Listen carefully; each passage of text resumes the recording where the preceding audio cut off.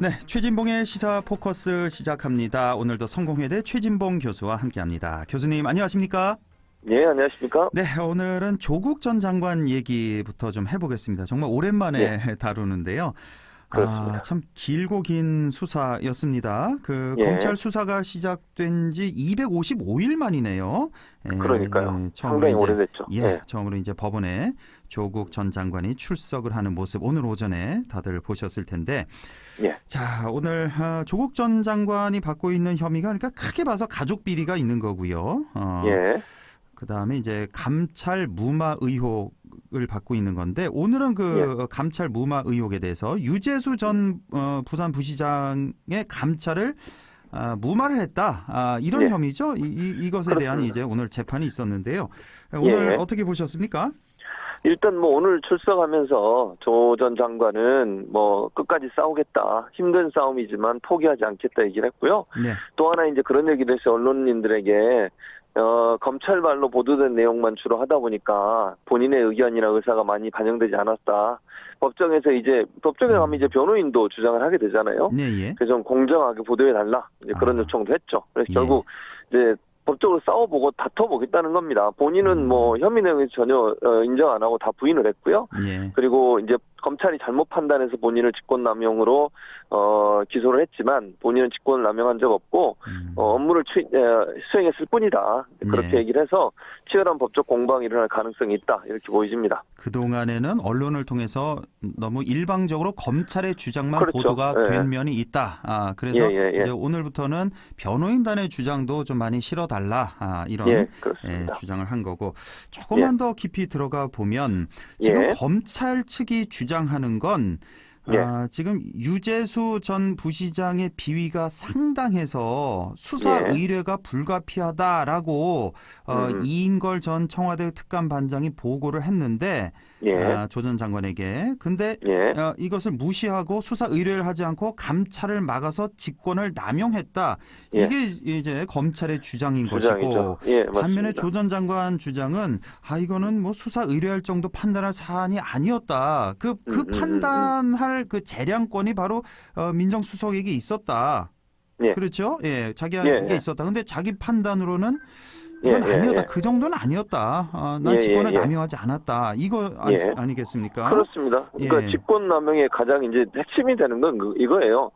조국 전 장관, 그러니까 전 민정수석이죠. 민정수석 입장에서는 뭐라고 얘기하는 거냐면 이거는 그러니까 종교를 지은 거다. 그러니까 무마한 게 아니라 조사를 했고 조사를 해서 민정수석실 특감반에서 할 수 있는 범위 내에서 조사가 이루어졌고 그 조사의 결과가 나와서 그걸 종결해서 그 결과를 이제 보냈다. 금융위에 보냈다. 이렇게 얘기하는 거예요. 그게 이제 왜냐면 특감반원이 마치 많은 권한이 있는 것처럼 생각하지만 이제 조국 전 장관 측의 주장입니다. 이거는 생각하지만 특감반원은 강제 수사권이 없다.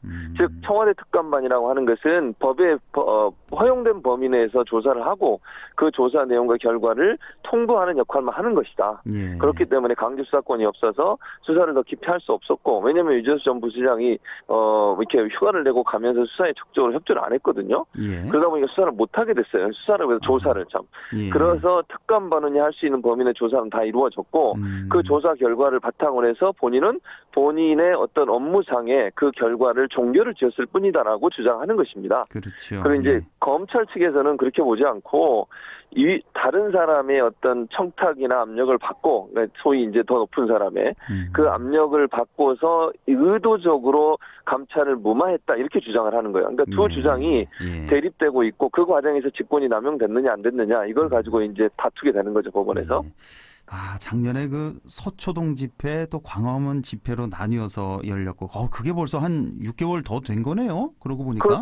그렇죠. 작년 가을쯤에 그렇게 있었죠.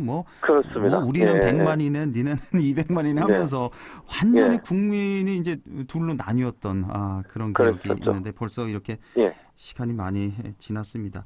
그러니까 이 조국 사태를 보면 그런 것 같아요. 이쪽에서 보는 거는 그러니까 어떤 그동안에 계속 정의로운 모습을 보였던 그 공인이 이러한 개인 비리가 있었고 불공정한 행위가 있었고 이거에 대한 정의의 심판을 내려야 한다. 이렇게 보는 한 측이 있는 거고 그렇습니다. 아니다 이거는 이 검찰 예. 개혁을 막으려는 검찰의 지나치고 또 비상식적인 기소다 이렇게 예. 보는 거고 이렇게 그렇죠. 결론 예. 아닌 거고 맞습니다. 예. 예. 어떤 게 그런 거죠. 진실일지. 예. 아유 앞으로도 이거 재판 꽤 오래 가는 거죠? 몇 년 가는 거죠? 한 2년 뭐 2, 3년 가는 거죠? 대법원까지 그렇죠. 가려면? 네, 대법원까지 가려면 그렇게 시간이 걸리죠, 당연히. 그러니까 예. 1심으로 끝날 것 같지 않고요. 양쪽 그렇죠. 다 제가 볼 때는 그 항소를 할 가능성이 있기 때문에 시간이 좀 오래 걸릴 가능성이 있습니다. 예. 자 그리고 오늘 공교롭게도 그 부인 정경심 교수 이제 검찰이 이제 구속 연장을 신청을 했죠. 이게 6개월이 벌써 다 된 거예요. 구속 시작한 지. 네. 근데 이게 이제 받아들여지지 않아서 기각이 그렇습니다. 돼서 바로 5월 11일 월요일 새벽 0시에 석방이 된다는 그런 소식도 들어와 있고요. 자 이쯤 하고 이제 정치권 소식을 좀 보겠습니다. 양당의 원내대표가 선출이 됐습니다. 그렇습니다. 예상대로 많은 분들이 이렇게 예상을 했어요. 민주당에선 아무래도 김태년 아니냐, 통합당에선 주호영이 우세할 것이다. 많은 분들이 이렇게 예상을 했는데 민주당의 김태년 후보가 82표, 전해철 후보가 72표, 정성우 후보 9표 이렇게 얻었습니다. 통합당 좀 이따 얘기를 해보도록 하고 먼저 민주당부터 이 결과 어떻게 보셨습니까? 이 82대 72 상당한 접전이었고 접전이었죠. 결선 투표까지 안 간 것도 이것도 좀 의아하네요. 웬만해서 최근에 원내대표 선출할 때 결선 거의 다 갔던 기억이 있었는데요. 그렇죠. 그래서 아무래도 결선 안 간 건 제가 볼 때 정성호 후보가 이제 많은 표를 얻지 못하는 바람에 표가 완전히 둘로 분산이 된 거죠. 생각보다 그러니까 과반 이상, 이제 과반 이상을 얻으면 이제 바로 한 번에 끝나는 거거든요. 그래서 이제 김태년 후보가 과반 이상 얻는 바람에 결선 투표를 안 하게 됐는데 그 과반이 정확히 82표인데 82표를 그렇죠. 얻었어요. 그러니까요. 그러니까 그게 얼마나 팽팽했나라고 볼 수 있는데 사실 이제 김태년 후보나 아니면 전해철 후보는 두 분 다 이제 친문으로 분류가 되잖아요. 그렇죠. 그러니까 친문 성향의 후보를 미는 것이 전반적인 이제 어떤 기류였고 그 중에 이제 아마도 저는 뭐 비슷하게 나왔습니다만 약간의 차이가 난 것은 견제 심리도 있지 않았나 하는 생각이 들어요. 그러니까 두 분 다 친문이긴 하지만 전해철 의원은 그야말로 진문이라고 소위 얘기할 수 있는 그렇게 볼 수 있잖아요. 근데 김태년 의원은 친문이긴 하지만 당권파기도 하거든요. 즉 이해찬 대표하고도 가깝고 정책위원장을 했기 때문에 일정 부분 너무 이제 대통령 가까운 분이 되는 것에 어떤 견제 심리가 일정 부분 작동하지 않았을까. 물론 뭐 볼 수가 있군요. 표가 너무 크게 차이가 안 나서 그렇게 보는 것이 좀 무리일 수도 있지만 그럴 가능성도 어느 정도 있다고 봐요. 그러니까 두 분 다 친문이기 때문에 크게 뭐 당청 간의 관계는 문제가 없다고 보는 거죠. 그렇죠. 근데 전해철 후보는 계속 그 얘기 강조했거든요. 당청 간의 어떤 관계를 소통을 원활하게 해서 남은 2년 동안 국정과제를 잘 완수하겠다 이게 주장이었는데 그렇게 되면 이제 야당과의 어떤 그 여러 가지 마찰 이런 문제도 일어날 수 있고 또는 한쪽에 힘이 실리다 보면 이제 비문계로 분류되는 분들 입장에서는 조금 본인에게 이제 불리한 상황이 될 수도 있다는 뭐 이런 걱정 이런 부분도 일정 부분 작용했을 가능성이 있지 않겠나 그렇게 볼 수 있을 것 같습니다. 그러니까 친문 둘 다 친문이긴 하지만 거리로 따지자면 누가 대통령과 누가 더 가깝냐 따지자면 굳이 따지자면 전해철 의원이 조금 더 가깝다. 그래서 약간의 견제 심리도 작용이 된 것 같다는 말씀이시고 굉장히 좀 얘기하는 거 보면 김태년 의원 같은 경우는 상당히 호탕한 그런 느낌을 받고 협치가 잘 될 것 같은 일단 느낌을 받습니다. 앞으로 어떻게 될지 모르겠는데. 저도 그렇게 생각해요. 지금 말씀하신 것처럼 김태년 의원이 그렇게 뭐 소통을 안 하거나 그런 스타일은 아니라고 저는 보고요. 그래서 소통이 저는 잘 될 거라고 봅니다. 그 야당과의 소통. 왜냐하면 이제 거대 여당이잖아요. 180석이나 되는 거대 여당인데 그 여당이 협치를 안 하는 모습을 보이면 오만하게 보일 수 있어요. 그럼요. 그래서 제가 볼 때는 설득하고 함께 가려는 시도를 계속 할 거다. 김태년 의원이 그런 부분에 있어서 충분히 저는 할 수 있는 역량이 있는 분으로 보이고 그렇게 성향이 뭐 강하고 이렇게 보이지 않잖아요. 지금까지 활동한 걸 보면 그런 점에서는 야당과의 소통도 잘 이루어질 수 있는 가능성이 있다고 봅니다. 통합당은 주호영, 권영세 2파전이었는데 주호영 의원이 59표 권영세 당선인이 25표 이렇게 얻었습니다. 표 차이가 좀 상당히 많이 났습니다. 주호영 의원 같은 경우는 이제 영남 대구가 지역구고 저희 뭐 안동 MBC에서도 또 출연을 또 한번 또 총선 전에 해서 긴 얘기 이렇게 하는 걸 들었는데 주호영 의원 같은 경우도 이번에 이제 5선인데 그렇죠. 상당히 무게감이 있고 주호영 의원 이미지도 협치가 가능할 것 같습니다. 그럼요. 그럴 것 같아요. 그러니까 주호영 의원도 이렇게 지금까지 활동한 걸 보면 물론 본인의 주장을 강하게 하시긴 하지만 전혀 뭐 꽉 막힌 형태의 이미지를 갖고 있지 않아요. 그리고 소통이 가능하신 분으로 인지가 되고 있어서 제가 볼 땐 두 분 다 김태년 의원도 그렇고 주호영 의원도 그렇고 원내대표로서 협상의 테이블에 앉는 일에는 열심히 할 거라고 저는 봅니다. 그런 점에서 이번 21대 국회가 좀 긍정적으로 갈 가능성도 있다. 그래서 늘 싸움하고 정쟁하고 이런 모습만 보였는데 물론 뭐 전혀 그게 안 보이질 않겠죠. 뭐 여야 이제 원내대표가 되셨으니까 또 입장이 달라질 수는 있겠지만 기본적인 성향 자체가 말씀하신 것처럼 소통하고 화합하는 모습을 보여주는 그런 그 모습이 있었기 때문에 제가 볼 때는 화합이나 소통이 잘 될 거다 이런 생각이 듭니다. 그러니까 국회를 보는 국회의원들을 보는 우리 국민들의 시선은 뭐 보수 진영이든 진보 진영이든 같은 마음일 것 같아요. 좀 우리 국민들 마음을 좀 대변해서 나라 좀 우리 모두 잘 살게 해달라 이건데 그렇습니다. 지난 2년간 이거 뭐 좀 동의를 안 하는 분들도 계시겠지만 통합당의 원내대표 지난 2년간 이제 나경원, 심재철 원내대표지 않습니까? 그러니까 너무나 좀 뭐 그쪽에서도 할 말은 분명히 있겠습니다만 너무 지나친 측면이 있었던 것 같아요. 그러니까 너무나 무조건 다 반대를 하고 나와서 정작 정말 이거는 반대할 만한 거다. 그래서 반대를 해도 이게 국민에게 다가가지 못했던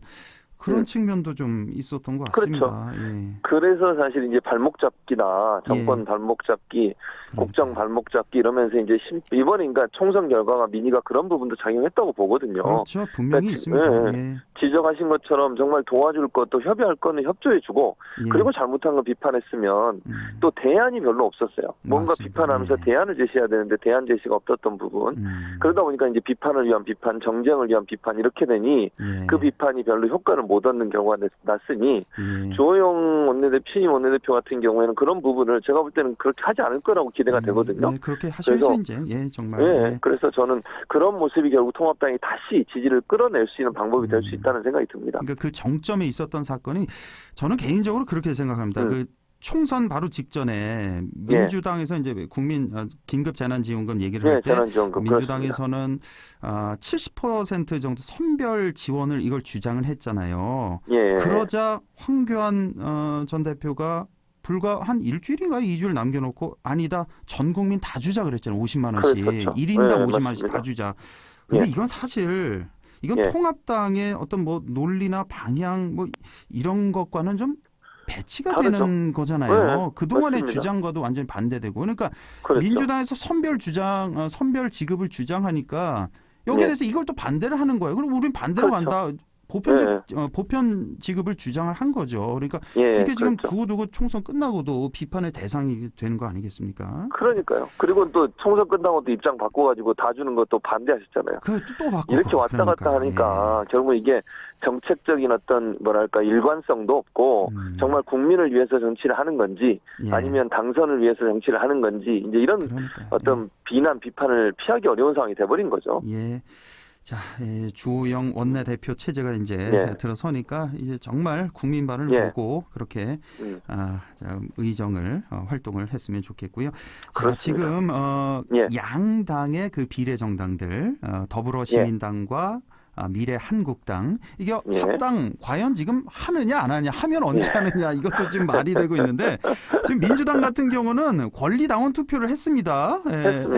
결과 이제 84% 투표에 참여한 인원의 전체 84%가 찬성을 해서 여기는 일단은 뭐 합당할 것 같아요. 조만간에 결정이 된 거고 미래통합당과 미래한국당 여기는 좀 봐야 될 것 같은데 주호영 의원 인터뷰하는 거 보니까 합당하겠다고 이렇게 얘기를 해서 좀 합당을 할 것 같네요. 이 비례 정당들이 조만간에.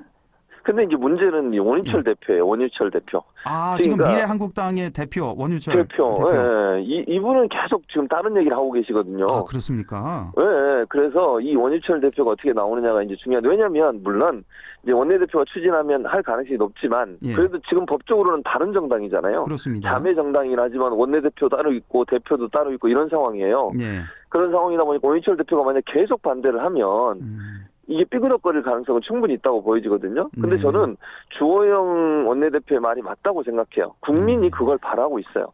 지금 그렇죠. 만약에요, 또 이렇게 원희철 대표가 주장하는 것처럼 뭐 그냥 계속 할 듯한 그런 모양새를 비추면요, 국민 볼 때는 국민의 민의를 또 왜곡한다는 비판을 면할 수 없을 거라고 저는 봅니다. 그렇습니다. 그러니까 민주당이 당연히 그렇게 해야 된다고 저는, 뭐 민주당이 그래서 결정을 한 거 아닙니까? 고리나온 투표를 통해서. 네. 근데 지금 미래한국당 같은 경우에는 상당히 그 유보적인 반응도 보내고, 지난번에는 국민의당과 합당 얘기도 잠깐 나왔었어요. 그렇습니다. 예. 네, 그런 태도를 보이는 것은 제가 볼 때 또 다른 꼼수다, 이런 비판을 받을 수밖에 없기 때문에 예. 주호영 원내대표가 협상력을 잘 발휘하셔서 원유철 대표 설득하고 예. 저는 합당해야 된다고 봐요. 그것이 국민 앞에 잘못된 어떤 그 선거제도를 악용해서 꼼수 부렸던 모습에 대한 반성이다, 이렇게 예. 생각이 듭니다. 지금 원유철 대표가 지금 문제다 이런 말씀이신데, 예. 그러니까 화장실 들어갈 때랑 나올 때 이게 좀 달라진 생각이 거죠. 좀 달라지니까. 예. 또 얼마 전에 한성규 대표 전 대표도 좀 예. 생각이 나고 그러니까요. 그래서 또 사람 마음 또 어떻게 될지 모르니까. 예. 그렇습니다. 예.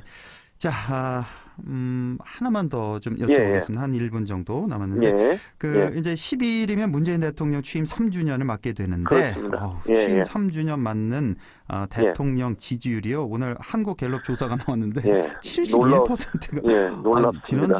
지난번까지 뭐 60%대 계속 유지하고 있었는데 무려 70%를 찍었습니다. 71%가 나왔는데, 자, 청와대 춘추관에서 대국민 특별 연설이 지금 예정이 돼 있습니다. 그렇습니다. 어떤 얘기 우리 대통령께서 하실까요?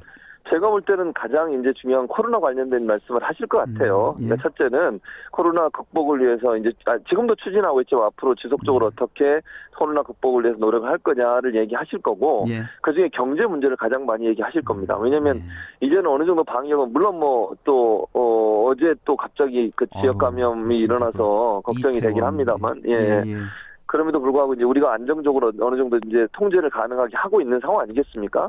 이런 상황에서 이제 중요한 건 경제를 부흥을 시켜야 되고 다시 살려내야 되는데, 경제적인 부흥, 이제 우리나라뿐만 아니라 다른 나라들도 코로나가 계속 확산되고 있는 상황이기 때문에 이런 상황에서 우리가 경제적으로 어떻게 다시 일어설 수 있을까, 이런 대책들을 많이 발표할 거라고 생각이 들어요, 저는. 그래서 코로나19 관련된 방역과 경제 대책에 대한 주요 내용을 얘기하실 것 같고, 그다음에 이제 한반도 평화 정착 이 문제도 아마 거론을 하실 것 같습니다. 그 문제가 지금 코로나 때문에 상당히 좀 묻혀 있는 상황인데 그것도 다시 말씀을 하실 것 같고요. 그래서 아마 그 두 가지 내용이 주 내용이 될 것이라고 저는 생각이 들고, 개혁 입법 관련해서도 아마 이제 끝까지 본인이 하시고자 하는 개혁 입법들 추진을 위해서 노력하겠다, 이런 얘기 정도가 담기지 않을까, 이런 생각이 듭니다. 예. 자, 오늘 말씀 여기까지 듣겠습니다. 성공회대 신문방송학과 최진봉 교수와 함께했습니다. 고맙습니다. 예, 감사합니다. 네, 라디오 오늘 잠시 후 2부에서 뵙겠습니다.